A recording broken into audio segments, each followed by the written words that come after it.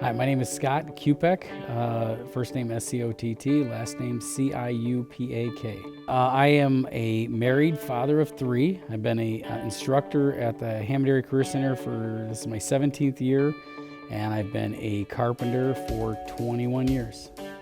I was very fortunate to get placed with a company that did framing and trim, so we built like the skeleton of the home, and then after all the other trades were done, we would go in and install the doors, the cabinets, build staircases, some of it track housing, some of it custom homes that each piece had to be custom created, but yeah, pretty wide range of residential carpentry. It was a strange coincidence where I had worked with my grandfather. He was a woodworking enthusiast. My dad got into it, and I would use the workshop, and I built enough experience that I went to 8th grade shop class, and in my freshman year shop class, I accidentally became a teacher's aide. So I would change the tooling and help supervise the students that were nervous in certain equipment, and just helped out the teacher. So I think it was kind of destiny.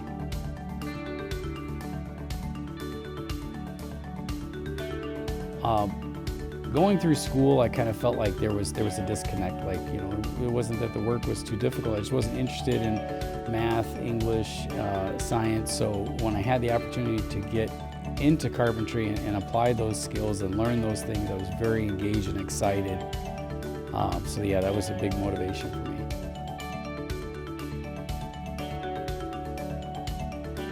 I told you a little bit earlier about how, you know, I had the opportunity to be an aide to my shop teachers by chance, and they recommended the Career Center course, you know, for my junior and senior year. So I came here, I knew how to use the equipment, but this is where I really started to learn how to actually build structures, houses, how the different systems relate to each other.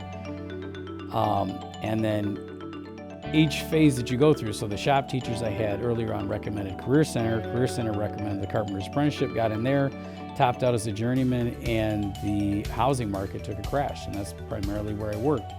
So after a few weeks of being laid off, it worked out that there was an opening here.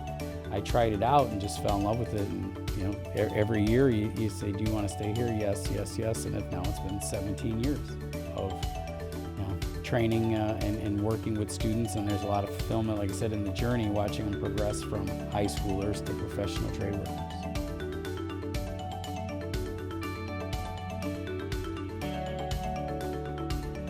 I really enjoy watching them perform as they learn. So they start out, some of them never used a screwdriver or a hammer, and then watching them be professionals by the 4th, 5th, 6th month, and definitely at the end of their 2 years if they've been committed, watching them be professionals when they were, you know, first week juniors in high school the day I met them.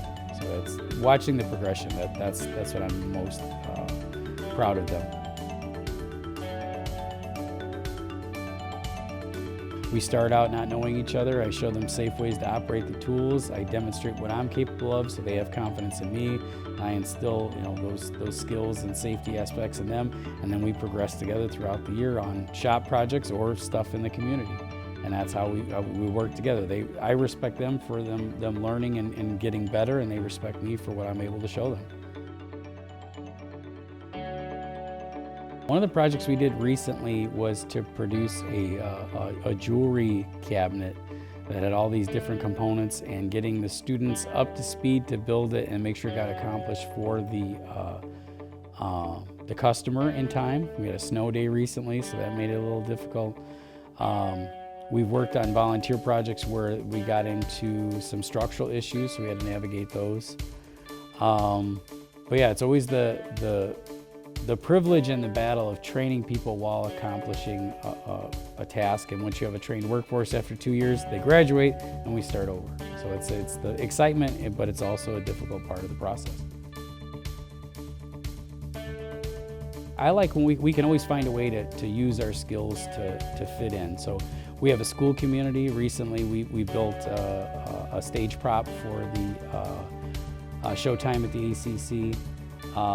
Culinary needs pieces of wood cut for, I think it was gingerbread houses. We made them some cutting boards. So anytime we can use our skills and kind of speak in our language to work with everybody else, that's a lot of fun.